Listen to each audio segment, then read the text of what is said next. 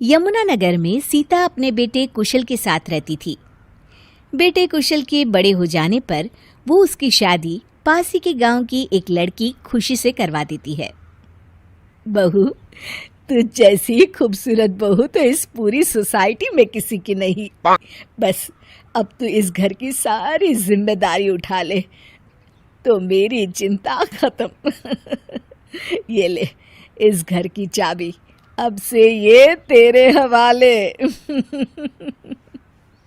माँ जी, आप चिंता मत कीजिए, मैं इस घर का पूरा ध्यान रखूंगी।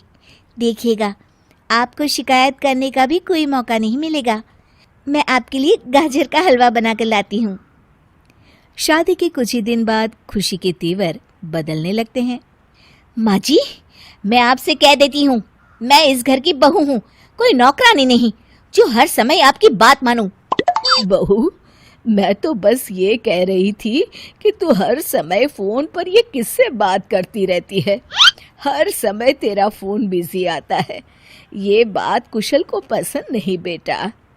हाँ हाँ, मेरी तो हर बात सबको बुरी ही लगती है। अब शादी को कई महीने बीत चुके हैं, मगर खुशी कभी भी खुश नहीं रह पाती और वो अपने पति और सास से भी हमेशा झगड़ती रहती है। असल में शादी से पहले उसका एक प्रेमी होता है, गोविंद। वो उससे आज भी छुप छुप कर मिलती है। गोविंद, मैं अपने पति और सास के साथ खुश नहीं हूँ, चलो ना हम भाग जाते हैं।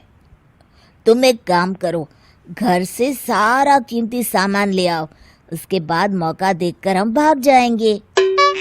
खुशी के पति और सास उसे बहुत प्यार करते हैं, मगर खुशी फिर भी उन्हें धोखा देती है और धीरे धीरे अपने घर से कीमती सामान को चोरी करके गोविंद को देने लगती है।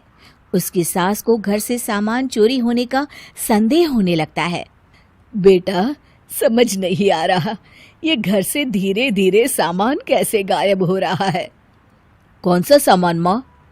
अरे वो चांदी के बर्तन जो मैंने बनवाए थे वो दिख नहीं रहे। यहीं कहीं होंगे माँ, आपकी बहू ढूंढ देगी।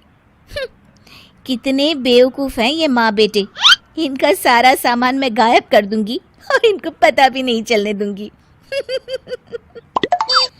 और इस तरह से धीरे धीरे खुशी घर का सारा कीमती सामान चोरी करके गोविंद के पास रखवा देती है और कुछ महीनों बाद उनके पास बहुत कीमती सामान इकट्ठा हो जाता है और दोनों भागने की योजना बनाते हैं।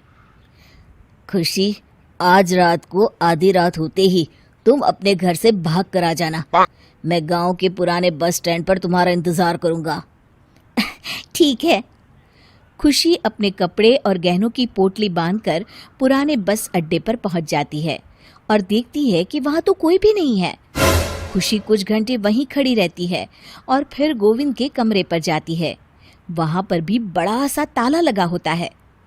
हे भगवान, कहीं गोविंद मुझे धोखा देकर भाग तो नहीं गया? अब मैं क्या करूंगी?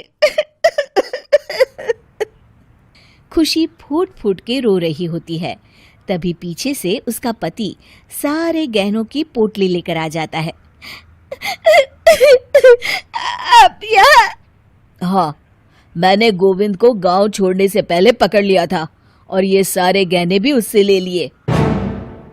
आपको सब पता था कि मैं आपको और माँ जी को धोखा दे रही थी? हाँ, मगर मुझे ये भी पता था कि गोविंद अच्छा इंसान नहीं है। अगर मैं तुमको समझाता तो तुम कभी नहीं समझ पाती, इसलिए मैं चाहता था कि तुम्हारी आंखें खुद खुले। मुझे माफ कर दीजिए। कोई बात नहीं खुशी, मगर हमेशा ये याद रखना कि तुम्हारे अपने कभी भी तुम्हें धोखा नहीं देंगे। माँ और मैं तुम्हें बहुत प्यार करते हैं और हम दोनों चाहते हैं कि खुशी खुशी खुशी हमारे घर रहे, क्योंकि तुम ही तो हमारी खुशी हो। हाँ, मैं आज के बाद आपको और माँ जी को कभी निराश नहीं करूंगी।